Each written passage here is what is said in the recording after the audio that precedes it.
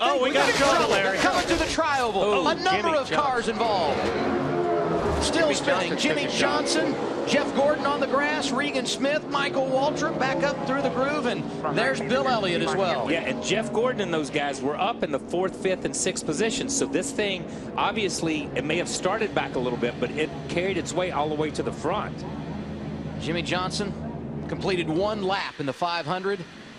And better in that category tonight, but similar situation to what we saw then. Yeah, Jimmie got turned into the outside wall and hit head-on in the 500, and here he's got turned into the inside wall coming out of turn 4 here, and it's a softer, it's a soft wall, it's a softer barrier, so that's a plus, but still, that was a hard hit.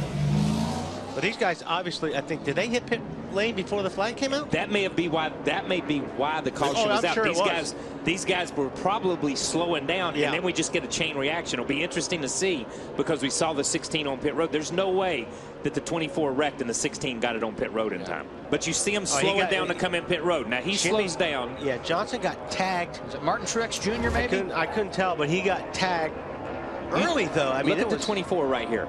The 24 is coming down pit road and gets wrecked. They run into him from the back right there. And you see these guys already on pit road. So it's really going to be interesting to see when the light comes on. Watch how hard Jimmie Johnson hits this inside wall. I'm telling you what, those soft walls or whatever you want to call them, those things are incredible. And we've not always had safer barrier on the inside. I've hit walls on the inside when they weren't there. I'll tell you what, it's a shot. Watch his tires. Wow, when it picks up the rear wheels off the ground, that's a hit. That's when your luck is bad. And he's had it all year. Look at the green light. We're still under green.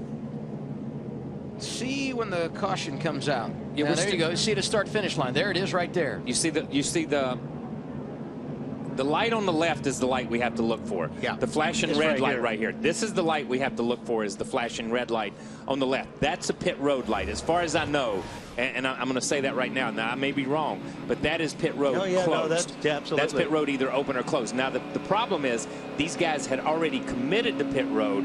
That's why. So that's why we had the accident in the first place. So NASCAR is going to have to go back, look at that tape, and make that call. Can he hear? I watch 48, he's slide, check up, you're wrecking, check up, bud. Watch here, one inside, watch him. Yeah, there's nothing Michael could have done on that. We're under caution for the 3rd time tonight. And there's a pretty good discussion going on down on pit road between the 16 team and NASCAR based on when did Greg Biffle get onto pit road and should he have been allowed to come down, or was it closed? Well, if you look at it right on the line right now, and basically they pretty much have committed themselves. You see the light right over here is still green. So they peeled off the racetrack. They've already slowed down. They're already going through the gears. I would have to say that, you know what, you're pretty much committed. Like you said, Kyle, yes. It's pretty hard to come back up on the racetrack at this point.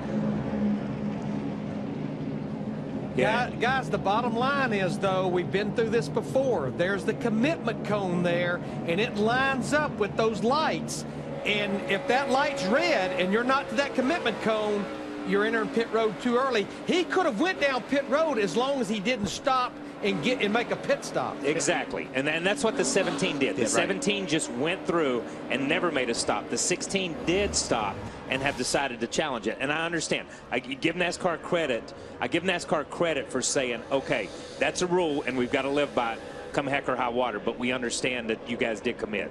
Yeah, it wasn't too bad. I mean, my angle at the wall was pretty forgiving, to be honest with you. So I prepared for the worst. I'm sure the in-car had a nice, cool shot of me buckling down ready for impact, but wasn't all that bad. You know, the car, unfortunately, is destroyed.